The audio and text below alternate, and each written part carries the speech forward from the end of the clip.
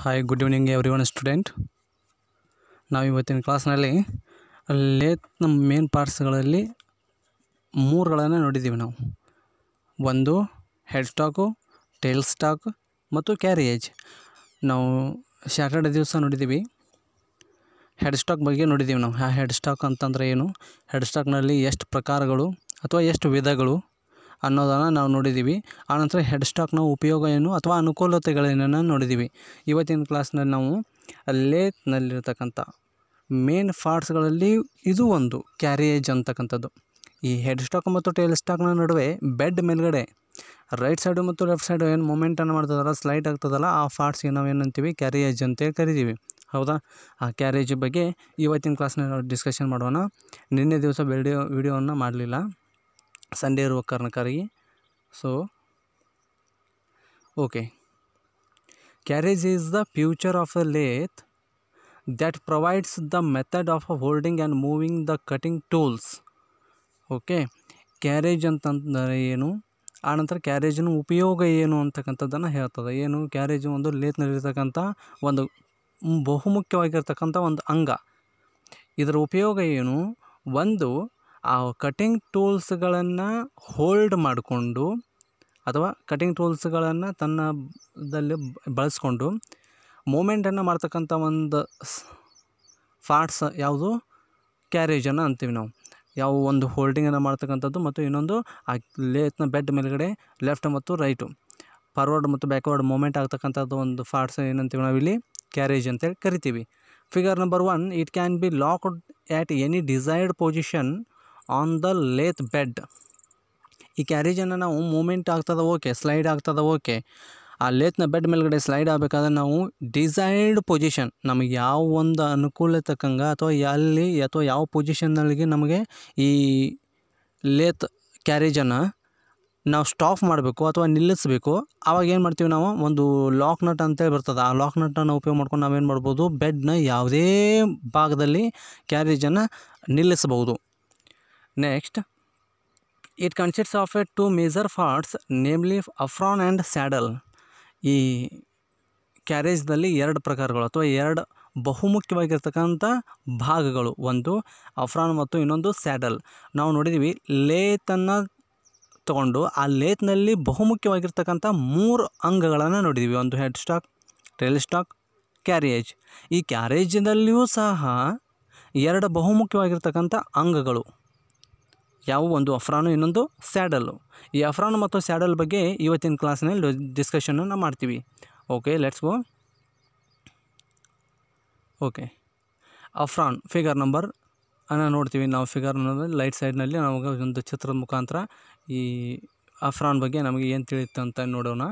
The apron is bolted to the front of the saddle. ಅಲ್ಲಿ ಸ್ಯಾಡಲನ್ನು ಮತ್ತು apron ಯಾವುದು ಅಂತೇಳಿ ನಾವು ಈ ಒಂದು ಪ್ಯಾರಾಗ್ರಾಫಲ್ಲಿ ನೋಡ್ತೀವಿ. ಸ್ಯಾಡಲ್ ಅಂದರೆ ಯಾವುದು ಮತ್ತು ಅಫ್ರಾನ್ ಅಂದರೆ ಯಾವುದು. ಈ ಸ್ಯಾಡಲ್ಗೆ ಫ್ರಂಟ್ನಲ್ಲಿ ನಾವು ಬೋಲ್ಟ್ ಮುಖಾಂತರ ಒಂದು ಭಾಗವನ್ನು ಕೂಡಿಸಿದ್ದೀವಿ ಅಂದರೆ ಅದು ಸ್ಯಾಡಲ್. ಹೌದಾ? And next, it consists of a mechanism for moving and controlling the carriage. ಈ ಅಫ್ರಾನ್ನ ಒಂದು ಉಪಯೋಗ ಏನು, ಮೂವಿಂಗು ಮತ್ತು ಕಂಟ್ರೋಲಿಂಗ್ ಮಾಡ್ತಕ್ಕಂಥ ಒಂದು ಪೂರ್ತಿ ಯೂನಿಟನ್ನು ಹೊಂದಿರತಕ್ಕಂಥದ್ದೇ ಅಫ್ರಾನ್. ಇದರಲ್ಲೇ ನಾವು ಏನು ನೋಡ್ತೀವಿ, ಕೆಲವೊಂದಿಷ್ಟು ಭಾಗಗಳನ್ನು ನೋಡ್ತೀವಿ. ಅವು ಯಾವ್ಯಾವು, ಈ ಮೂವಿಂಗ್ ಮತ್ತು ಕಂಟ್ರೋಲಿಂಗ್ ಮಾಡಬೇಕಾದ್ರೆ ಅಥವಾ ಇದರ ನಿರ್ವಹಣೆ ಮತ್ತು ನಾವು ಮೂಮೆಂಟನ್ನು ಮಾಡಬೇಕಾದ್ರೆ ಇದರ ಉಪಯೋಗ ಅತ್ಯಗತ್ಯ. ಈ ಮೆಕ್ಯಾನಿಸಮ್ ಇದ್ದರೆ ಮಾತ್ರ ನಾವು ಯಾವುದೇ ಒಂದು ಕ್ಯಾರೇಜನ್ನು ಮೂಮೆಂಟ್ ಮಾಡಲಿಕ್ಕೆ ಸಾಧ್ಯ. ಹೌದಾ? The main parts of the an apron are, ಈ ಅಫ್ರಾನ್ದಲ್ಲಿ ಕೆಲವೊಂದಿಷ್ಟು ಭಾಗಗಳು ಇದ್ದಾವೆ. ಕ್ಯಾರೇಜಿನಲ್ಲಿ ಮುಖ್ಯವಾಗಿರ್ತಕ್ಕಂಥವು 2, ಒಂದು ಅಫ್ರಾನ್ ಮತ್ತು ಸ್ಯಾಡಲ್. ಈಗ ಅಫ್ರಾನ್ ಮತ್ತು ಸ್ಯಾಡಲ್ನ ಬಗ್ಗೆ ಹಂತವಾಗಿ ನಾವು ತಿಳ್ಕೊತ ಬಂದ್ರೆ, ಈ ಅಫ್ರಾನ್ನಲ್ಲಿಯೂ ಕೆಲವೊಂದಿಷ್ಟು ಭಾಗಗಳು ಇದ್ದಾವೆ ಅಂತ. ಅವು ಯಾವ್ಯಾವು, ಟ್ರಾವೆಲಿಂಗ್ ಹ್ಯಾಂಡ್ ವೀಲ್ ಅಂತ ನಾವು ಫಿಗರನ್ನು ನೋಡ್ತೀವಿ. ಹೌದಾ? ಫಿಗರನ್ನು ನೋಡ್ತೀವಿ. ಇಲ್ಲಿರ್ತಕ್ಕಂಥದ್ದೇ ಯಾವುದು, ಟ್ರಾವೆಲಿಂಗ್ ಹ್ಯಾಂಡ್ ವೀಲ್ ಅಂತ ಕರಿತೀವಿ. ಯಾಕಂದರೆ ಇದರ ಸಹಾಯದಿಂದನೇ ನಾವೇನು ಮಾಡ್ತೀವಿ, ಬೆಡ್ನ ಮೇಲ್ಗಡೆ ಆ ಕಡೆ ಈ ಕಡೆ ನಾವು ಆ ಕ್ಯಾರೇಜನ್ನು ಮೂಮೆಂಟ್ ಮಾಡಲಿಕ್ಕೆ ಸಾಧ್ಯ. ನೆಕ್ಸ್ಟ್, ಪೀಡ್ ಲಿವರ್ ಅಂತ ಅದ. ಹೌದಾ? ಅಲ್ಲಿ ಪೀಡ್ ಲಿವರ್ ಎಲ್ಲಿದೆ ನೋಡ್ರಿ, ಟ್ರಾವೆಲಿಂಗ್ ಹ್ಯಾಂಡ್ ವೀಲ್ ಐತಲ್ಲ ಅದ್ರ ಸೈಡ್ ಅದಲ್ಲ. ಅಲ್ಲಿ ಅದ ಯಾವುದು ಫೀಡ್ ಲಿವರ್. ಈ ಫೀಡ್ ಲಿವರನ್ನು ಮತ್ತು ನಾವು ಫೀಡ್ ಸೆಲೆಕ್ಟರ್ ಅಂತೇಳಿ ಇನ್ನೊಂದು ಭಾಗ. ಆನಂತರ ಲೀಡ್ ಸ್ಕ್ರೂ ಎಂಗೇಜ್ಮೆಂಟ್ ಲಿವರ್. ಈ ಲೀಡ್ ಸ್ಕ್ರೂ ಎಂಗೇಜ್ಮೆಂಟ್ ಲಿವರನ್ನು ನಾವು ಯಾವಾಗಲೂ ಉಪಯೋಗ ಮಾಡ್ತೀವಿ ಅಂತಂದರೆ ಈ ಥ್ರೆಡ್ಡಿಂಗ್ ಹಾಕುವಂಥ ಸಿಸ್ಟಮ್ ಇದೆಯಲ್ಲ, ಥ್ರೆಡ್ಡಿಂಗ್ ಹಾಕುವಂಥ ಒಂದು ಸಿಚುವೇಷನ್ದಲ್ಲಿ ನಾವು ಏನು ಮಾಡ್ತೀವಿ, ಈ ಲೀಡ್ ಸ್ಕ್ರೂಗೆ ಎಂಗೇಜ್ಮೆಂಟನ್ನು ಮಾಡಿದ್ರೆ ಅಥವಾ ಎಂಗೇಜನ್ನು ಮಾಡಿದ್ರೆ ಆ ಫೀಲನ್ನು ಅಥವಾ ಲಿವರನ್ನು ಆಟೋಮೆಟಿಕ್ಲಿ ಏನಾಗುತ್ತೆ, ಥ್ರೆಡ್ಡಿಂಗ್ ಸಿಸ್ಟಮ್ದಲ್ಲಿ ಆಪ್ರೇಟ್ ಆಗುತ್ತೆ. ಹೌದಾ. ನೆಕ್ಸ್ಟ್ ಸ್ಯಾಡಲ್ ಬಗ್ಗೆ ಏನು ಅಂತ ಹೇಳ್ತದ ನೋಡ್ರಿ. ನಾವು ನೋಡಿರ್ಬೋದು, ನಿಮಗೆ ಗೊತ್ತು, ನಾವು ಲೇತ್ನ ಮುಂದ್ಗಡೆ ಹೋಗಿ ನಿಂತ್ಕೊಂಡಿವೆ ಅಂತಂದರೆ ಕ್ಯಾರೇಜಿನ ಪೂರ್ತಿ ಭಾಗವನ್ನು ನಾವು ನೋಡ್ತೀವಿ. ಆ ಕ್ಯಾರೇಜಿನ ಪೂರ್ತಿ ಭಾಗವನ್ನು ನೋಡಿದರೆ ಫ್ರಂಟ್ ಸೈಡ್ನಲ್ಲಿರೋದು ಏನು ಕಾಣ್ತದಲ್ಲ ಅದಷ್ಟು ಘಟಕ, ಅದಷ್ಟು ಯೂನಿಟು ಅದು ಅಫ್ರಾನ್. ಇನ್ನು ನಾವು ಟಾಪ್ನಲ್ಲಿ ನೋಡಿದರೆ, ಮೇಲ್ಗಡೆಯಿಂದ ನೋಡಿದರೆ ನಮಗೆ ಏನೇನು ಕಾಣ್ತದಲ್ಲ ಬೆಡ್ ಮೇಲೆ ಇರುತ್ತಂಥ ಕ್ಯಾರೇಜಿನ ಒಂದು ಭಾಗ, ಅದು ಪೂರ್ತಿಯಾಗಿ ಏನದು ಸ್ಯಾಡಲ್. ಇವಾಗ ನಾವು ಏನು ನೋಡೋಣ, ಸ್ಯಾಡಲ್ ಬಗ್ಗೆ ನೋಡೋಣ. ಅಲ್ಲಿ ಫಿಗರ್ ನಂಬರ್ ಅಂತೇಳಿದೆ, ಫಿಗರ್ ನಂಬರ್ 3. ಈ ಒಂದು ಚಿತ್ರದಲ್ಲಿ ನಾವು ಸ್ಯಾಡಲ್ನಲ್ಲಿರ್ತಕ್ಕಂಥ ಕೆಲವೊಂದಿಷ್ಟು ಭಾಗಗಳು ಮತ್ತು ಸ್ಯಾಡಲ್ನಲ್ಲಿರ್ತಕ್ಕಂಥ ಕೆಲವೊಂದಿಷ್ಟು ಭಾಗಗಳಲ್ಲಿ ನಾವು ಯಾವುದನ್ನು ಉಪಯೋಗ ಮಾಡ್ತೀವಿ ಮತ್ತು ಯಾಕನ್ನು ಉಪಯೋಗ ಮಾಡ್ತೀವಿ ಅನ್ನೋದನ್ನು ನೋಡೋಣ. Okay. It is a H shaped casting having V guide grooves at the bottom face. ಏನಂತೆ, ಈ ಸ್ಯಾಡಲ್ನಲ್ಲಿ ನಮ್ಗೆ ಯಾವ ರೀತಿ ಕಾಣುತ್ತೆ ಅಂತಂದರೆ, ಟಾಪ್ನಲ್ಲಿ ನೋಡಿದರೆ ನಮಗೆ ಎಚ್ ಶೇಪ್ ಕಾಣುತ್ತೆ. ಹೌದಾ. ಎಚ್ ಶೇಪ್ ಯಾವುದು, ಇಲ್ಲಿರ್ತಕ್ಕಂಥ ಭಾಗವನ್ನು ನಾವು ಟಾಪ್ದಿಂದ ನೋಡಿದರೆ ಎಚ್ ಶೇಪ್ ಕಾಣುತ್ತೆ. ಆ ಎಚ್ ಶೇಪ್ ಒಳಗೊಂಡಿರ್ತಕ್ಕಂಥದ್ದು ಮತ್ತು ಟಾಪ್ನಲ್ಲಿರ್ತಕ್ಕಂಥದ್ದು ಈ ಸ್ಯಾಡಲ್. ಆನಂತರ ವಿ-ಗಾಯ್ಡ್ ಗ್ರೂವನ್ನು ಹೊಂದಿರತಕ್ಕಂಥದ್ದು. ವಿ-ಗಾಯ್ಡ್ ಗ್ರೂ ಯಾವಾಗ, ಎಲ್ಲಿ, ಇಲ್ಲಿ. ಹೌದಾ. ಸ್ಯಾಡಲ್ನ ಮೇಲ್ಗಡೆಯಿಂದ ನೋಡಿದರೆ ನಮಗೆ ಎಚ್ ಶೇಪು ಮತ್ತು ಸ್ಯಾಡಲ್ನ ಬಾಟಮ್ ಪೇಸ್ನಲ್ಲಿ ನಮಗೆ ನೋಡಿದರೆ ಇದು ವಿ ಶೇಪನ್ನು ಹೊಂದಿರತಕ್ಕಂಥದ್ದು. ಯಾಕೆ ವಿ ಶೇಪನ್ನು ಹೊಂದಿರತಕ್ಕಂಥದ್ದು, ಬೆಡ್ ನಮಗೆ 3 ಪ್ರಕಾರಗಳಲ್ಲಿ ಲಭ್ಯ. ಒಂದು ವಿ, ಇನ್ನೊಂದು ಫ್ಲ್ಯಾಟ್, ಇನ್ನೊಂದು ಕಾಂಬಿನೇಷನ್. ಈ ವಿ ಮತ್ತು ಫ್ಲ್ಯಾಟನ್ನು ಹೊಂದಿರತಕ್ಕಂಥದ್ದೇ ನಾವು ಕಾಂಬಿನೇಷನ್ ಅಂತ ಕರಿತೀವಿ ಅಂತ ನಾವು ಹೋದ ಕ್ಲಾಸಲ್ಲಿ ನೋಡಿದ್ದೀವಿ. ಸೊ ಹೀಗಾಗಿ ಬೆಡ್ನ ಆಕಾರ ಯಾವ ರೀತಿ ಅದನೋ ಹಾಗೇ ಅದ್ರ ಮೇಲ್ಗಡೆ ಇರ್ತಕ್ಕಂಥ ಯಾವುದೇ ಭಾಗವನ್ನು ನಾವು ಮೂಮೆಂಟನ್ನು ಮಾಡಲಿ ಅದ್ರ ಕರಾಸ್ಪಾಂಡಿಂಗ್ ಆಗಿರಬೇಕು, ಅದರ ಒಂದು ಅನುಕೂಲಕ್ಕೆ ತಕ್ಕಂಗೆ ಇರಬೇಕು.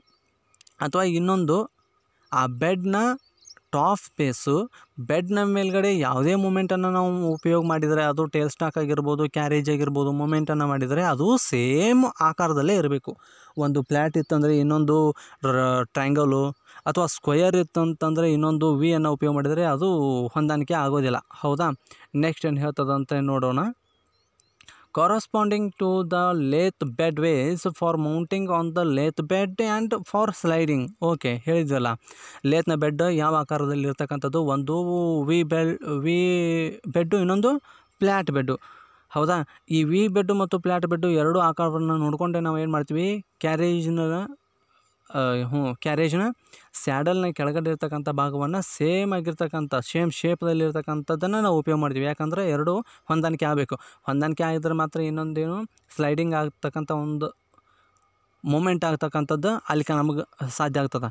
ಅಕಸ್ಮಾತ್ ಆದರೂ ಶೇಪನ್ನು ಕಳ್ಕೊಂತು ಅಂತಂದರೆ ಅಲ್ಲಿ ಯಾವುದೇ ರೀತಿ ಮೂಮೆಂಟನ್ನು ಮಾಡಲಿಕ್ಕೆ ನಮಗೆ ಸಾಧ್ಯ ಇಲ್ಲ.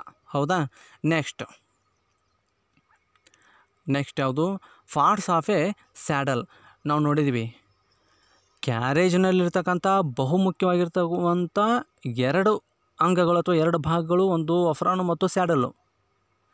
ಅಫ್ರಾನ್ನಲ್ಲಿರ್ತಕ್ಕಂಥವು ಕೆಲವೊಂದಿಷ್ಟು ಭಾಗಗಳನ್ನು ನಾವು ನೋಡಿದ್ದೀವಿ. ಹೌದಾ. Travelling hand wheel, feed liver. ಹೌದಾ. ಆನಂತರ ಲೆಡ್ ಸ್ಕ್ರೂ, ಎಂಗೇಜ್ಮೆಂಟ್ ಲಿವರು ಅಂತೇಳಿ ನೋಡಿದ್ವಿ. ಹಾಗೆ ಸ್ಯಾಡಲ್ನಲ್ಲಿರ್ತಕ್ಕಂಥ ಕೆಲವೊಂದಿಷ್ಟು ಭಾಗಗಳನ್ನು ನಾವು ನೋಡಿದ್ದೀವಿ. ಹೌದಾ. ಅವು ಯಾವ್ಯಾವು ಅನ್ನೋದನ್ನು ಇವಾಗ ನೋಡೋಣ. ಯಾವ್ಯಾವು, ಒಂದು ಪಾರ್ಟ್ಸ್ ಆಫ್ ಎ ಸ್ಯಾಡಲ್ನಲ್ಲಿ ಫಸ್ಟ್ ಒಂದು ಕ್ರಾಸ್ ಸ್ಲೈಡ್, ಆಮೇಲೆ ಕಂಪೌಂಡ್ ಸ್ಲೈಡ್, ಆಮೇಲೆ ಟಾಪ್ ಸ್ಲೈಡ್. ಇವಷ್ಟು ಎಲ್ಲಿದ್ದಾವೆ ಅಂತೇಳಿ ಒಂದು ಸಾರಿ ನಾವು ನೋಡ್ಕೊಂಡು ಬಿಡೋಣ. ಈ ಫಿಗರ್ನಲ್ಲಿ ನೋಡ್ಕೊಳ್ಳೋಣ. ಈ ಫಿಗರ್ನಲ್ಲಿ ನಮಗೆ ಈ ಸ್ಯಾಡಲ್ನಲ್ಲಿರ್ತಕ್ಕಂಥ ಅಥವಾ ಟಾಪ್ನಿಂದ ನಾವು ನೋಡಿರ್ತಕ್ಕಂಥ ಎಲ್ಲ ಭಾಗಗಳಲ್ಲಿ ಒಂದು ಕ್ರಾಸ್ ಸ್ಲೈಡ್ ಅದ ಅಂತ ಓಕೆ ಕಾಣ್ತದ ನಮಗೆ. ಆಮೇಲೆ ಇನ್ನೊಂದು ಟಾಪ್ ಸ್ಲೈಡ್ ಅದ ಅಂತ. ಆಮೇಲೆ ಇನ್ನೊಂದು ಕಂಪೌಂಡ್ ರೆಸ್ಟ್ ಅಂತಕ್ಕಂಥದ್ದು ಇಲ್ಲಿ ಕೆಳಗಡೆಯಿಂದ ಎರೋ ಮಾರ್ಕನ್ನು ತೋರಿಸಿದ್ದಾನೆ, ಕಂಪೌಂಡ್ ರೆಸ್ಟ್. ಹೌದಾ. ಈ ಕಂಪೌಂಡ್ ರೆಸ್ಟು, ಆಮೇಲೆ ಕ್ರಾಸ್ ಸ್ಲೈಡು, ಟಾಪ್ ಸ್ಲೈಡು, ಆಮೇಲೆ ಟೂಲ್ ಪೋಸ್ಟು. ಹೌದಾ, ಇವಷ್ಟು ಭಾಗವನ್ನು ನಾವು ಏನು ನೋಡೋಣ, ಈ ಪ್ಯಾರಾಗ್ರಾಫ್ ನೋಡೋಣ. Okay, cross slide. ಈ ಕ್ರಾಸ್ ಲೈಡ್ ಬಗ್ಗೆ ಏನು ನಮಗೆ ಅರ್ಥ ಆಗುತ್ತೆ ಅಂತಂದರೆ, the cross slide is mounted on the top of the saddle. ಈಗ ನಾವು ಕ್ಯಾರೇಜನ್ನು ನಾವು ಮೂಮೆಂಟನ್ನು ಮೌಂಟ ಅಲ್ಲಿ ಇಡಿಸ್ಬೇಕಾದ್ರೆ, ಕೂಡಿಸ್ಬೇಕಾದ್ರೆ, ನಾವು ಡಿಸ್ಮೆಂಟ್ಲಿಂಗ್ ಮಾಡಿದ ನಂತರ ಅಸೆಂಬ್ಲಿಂಗ್ ಮಾಡುವಂಥ ಸಿಚುವೇಷನ್ನಲ್ಲಿ, ಕ್ಯಾರೇಜ್ ಅಸೆಂಬ್ಲಿ ಮಾಡುವಾಗ ಫಸ್ಟ್ ನಾವು ಸ್ಯಾಡಲನ್ನು ಯಾವ ಹಂತದೊಳಗಡೆ ನಾವು ಅಸೆಂಬ್ಲಿಯನ್ನು ಮಾಡಬೇಕಂತಂದರೆ, ಫಸ್ಟ್ ಕ್ರಾಸ್ ಲೈಡನ್ನು ಮೌಂಟ್ ಮಾಡಬೇಕು.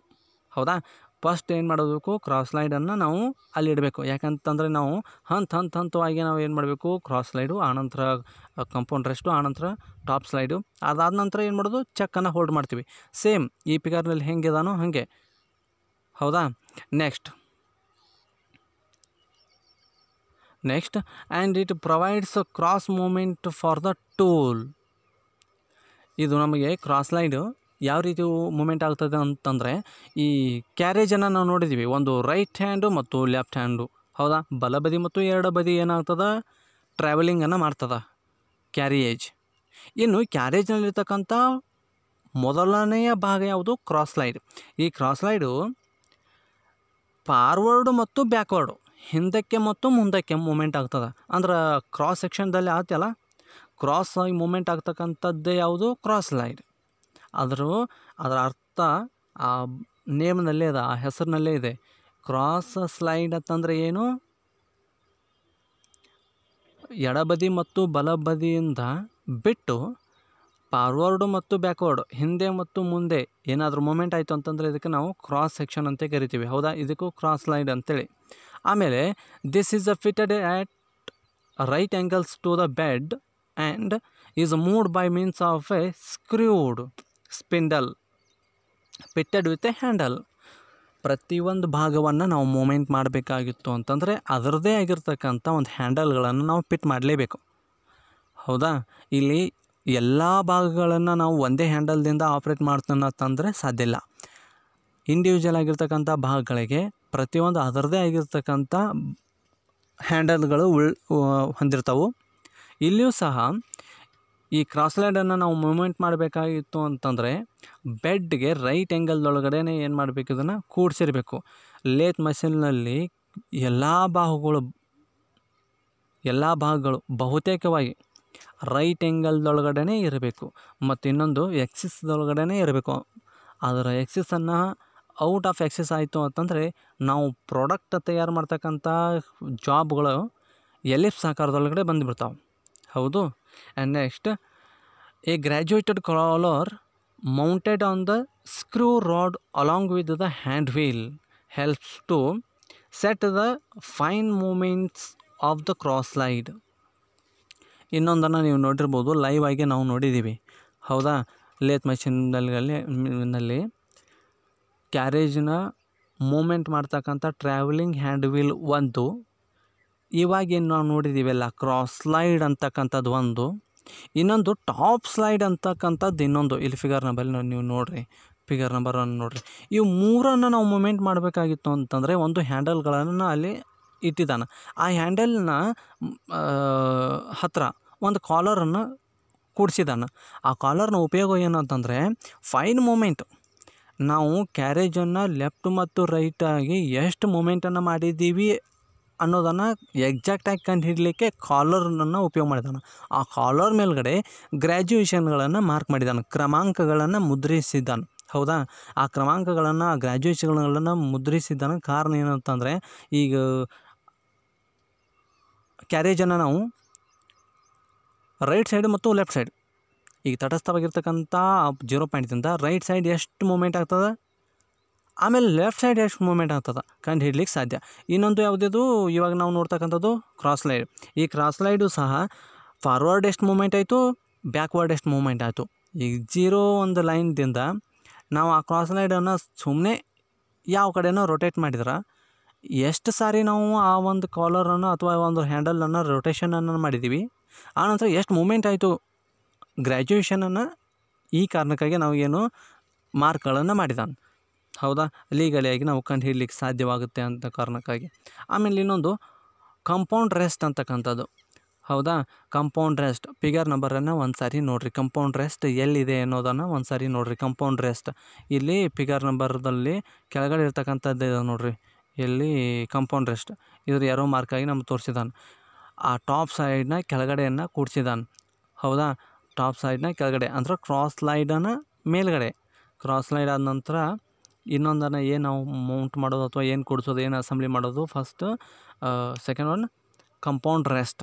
ಈ ಕಂಪೌಂಡ್ ರೆಸ್ಟ್ ಅಂತಂದರೆ ಏನು, ಇದ್ರ ಉಪಯೋಗ ಏನು? The compound rest is fitted on the top and to the front of the cross slide.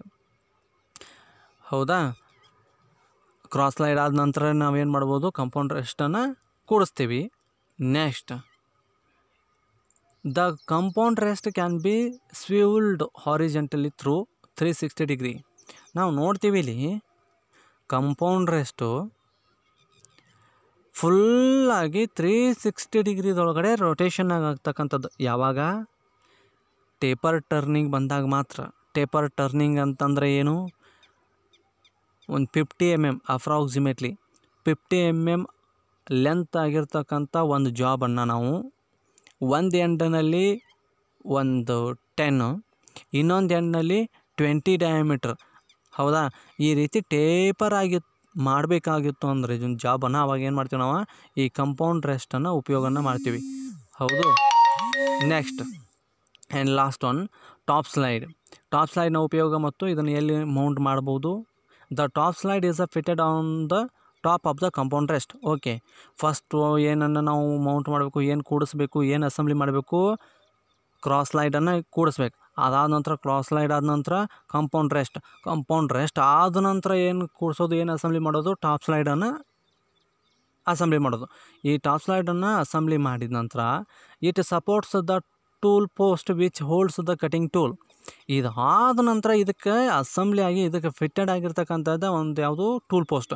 ಆ ಟೂಲ್ ಪೋಸ್ಟ್ನಲ್ಲಿ ನಾವು ಏನು ಮಾಡ್ತೀವಿ, ಡಿಫ್ರೆಂಟ್ ಟೈಪ್ಸ್ ಆಫ್ ಟೂಲ್ಸ್ಗಳನ್ನು ಫಿಟ್ ಮಾಡ್ತೀವಿ. ಹೌದಾ, ಯಾವುದರ ಅನುಗುಣವಾಗಿ ಡಿಫೆಂಡಿಂಗ್ ಅಪ್ ಅಂತ ವರ್ಕ್, ನಾವು ಯಾವ ಕೆಲಸ ಮಾಡ್ತಿದ್ದೀವಿ ಅನುಗುಣವಾಗಿ ನಾವೇನು ಮಾಡ್ತೀವಿ, ಟೂಲ್ ಪೋಸ್ಟ್ನಲ್ಲಿ ಟೂಲ್ಗಳನ್ನು ಫಿಟ್ ಮಾಡ್ತೀವಿ. Next, the top slide provides a limited horizontal movement for the cutting tool. ಇಲ್ಲಿಯೂ ಸಹ ಈ ಟಾಪ್ ಸ್ಲೈಡ್ ಇರತಕ್ಕಂಥ ಒಂದು ಟೂಲ್ ಪೋಸ್ಟು ಇದು ಸಹ ರೊಟೇಟ್ ಆಗ್ತದೆ. ಯಾವಾಗ? ಇದ್ರ ಮೇಲ್ಗಡೆ ಇರತಕ್ಕಂಥ ಒಂದು ಹ್ಯಾಂಡಲನ್ನು ನಾವು ಲೂಸ್ ಮತ್ತು ಟೈಟ್ ಮಾಡೋ ಮುಖಾಂತರ ಇದು ಸಹ ನಮ್ಗೆ ಓಪನ್ ಮತ್ತು ಕ್ಲೋಸ್ ಟೈಟ್ ಮಾಡಲಿಕ್ಕೆ ಸಹ ಬರ್ತದೆ, ಇನ್ನೊಂದು ಲೂಸ್ ಮಾಡಲಿಕ್ಕೂ ಬರ್ತದೆ. ಯಾಕಂದರೆ ಇದರಲ್ಲಿ ಕೆಳಗಡೆ ನಾವು ಏನು ಮಾಡ್ತೀವಿ, ಟೂಲ್ಗಳನ್ನು ಫಿಟ್ ಮಾಡಬೇಕಾದ್ರೆ. ಹೌದು, ಇದನ್ನು ಇನ್ನೊಂದು ಸಾರಿ ಅಥವಾ 2 ಸಾರಿ ಈ ವಿಡಿಯೋನ ನೋಡಿರಿ. ಬೇಕಾಯಿತು ಅಂತಂದರೆ ಇದನ್ನು ನೀವು ಒಂದು ಪೇಜ್ನಲ್ಲಿ ಅಥವಾ ಒಂದು ನೋಟ್ಬುಕ್ನಲ್ಲಿ ನೋಟನ್ನು ಮಾಡ್ಕೊಂಡು ಅಲ್ಲಿಯೂ ನೀವು ಓದಿರಿ. ಯಾಕಂದರೆ ಒಂದೇ ಸಾರಿ ವಿಡಿಯೋ ನೋಡಿದರೆ ಇದು ಅರ್ಥ ಆಗೋಲ್ಲ. ಹೌದಾ, ಮತ್ತು ಮೇಲಾಗಿ ನೀವು ಥಿಯರಿ ಕ್ಲಾಸ್ನಲ್ಲಿ ನಾವು ಯಾವ ರೀತಿ ಹೇಳ್ತೇವಲ್ಲ ಆ ರೀತಿ ನಿಮಗೆ ಲೈವ್ ಆಗಿ ಹೇಳಿದರೆ ಚಲೋ. ಆಮೇಲೆ ಇನ್ನೊಂದು, ಥಿಯರಿ ಕ್ಲಾಸ್ ಆದ ನಂತರ ಅದರ ಬಗ್ಗೆ ಆವತ್ತೇ ಪ್ರಾಕ್ಟಿಕಲ್ ಆದರೆ ನಿಮಗೆ ಇನ್ನೂ ತಿಳುವಳಿಕೆ ಬರ್ತದೆ. ನಾವು ಇವಾಗ ಏನು ನೋಡಿದ್ದೀವಲ್ಲ ಆನ್ಲೈನಲ್ಲಿ ಕ್ಲಾಸು, ಇವಷ್ಟು ನಾವು ಏನು ಮಾಡೋಣ, ಲಾಕ್ಡೌನ್ ಕಂಪ್ಲೀಟ್ ಆದ ನಂತರ ಪ್ರಾಕ್ಟಿಕಲ್ ಆಗಿ ನೋಡಿದರೆ ನಿಮಗೆ 2 ಕಂಪೇರ್ ಮಾಡಿದರೆ ಅಂಡರ್ಸ್ಟ್ಯಾಂಡ್ ಆಗ್ಬೋದು. ಹೌದಾ? ಓಕೆ.